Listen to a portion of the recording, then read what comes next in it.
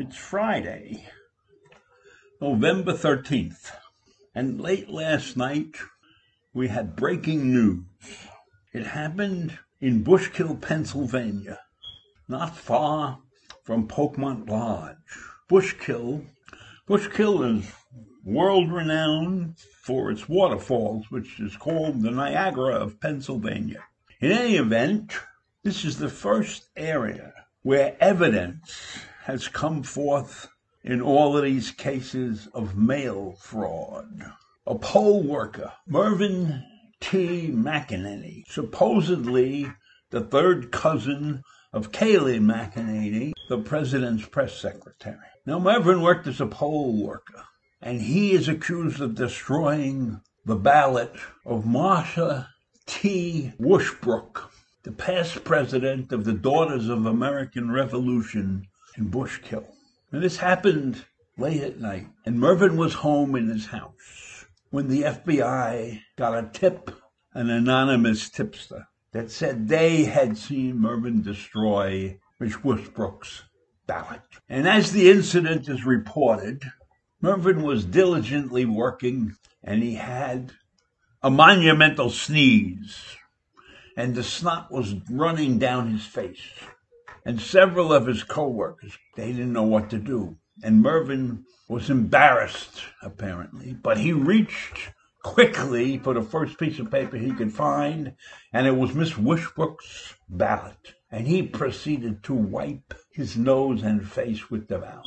But he couldn't throw it away, because there are no trash cans in the working area. So he crumpled up the ballot and put it in his pocket. And when the FBI came, they came to his house in hazmat suits because they were deathly afraid that Mervyn had COVID-19. And there was no reason for them to get infected, right? And they found the ballot in Mervyn's pocket, completely destroyed.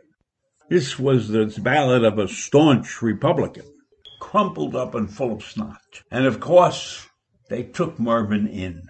And now he is in solitary confinement in the Bushkill jail, awaiting, guess who? President Trump. It's been reported that Trump personally wants to talk to this criminal about how he came to be involved in this massive mail order fraud.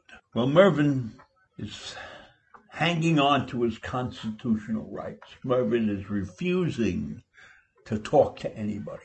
Yes, he did the deed. There's no question about it. He had the crumpled, snotty ballot in his possession. But he won't tell anybody why he did it. He won't turn stool pigeon. Mervyn grew up in a world where a fink was the worst thing you could be. So he's not going to tell anything.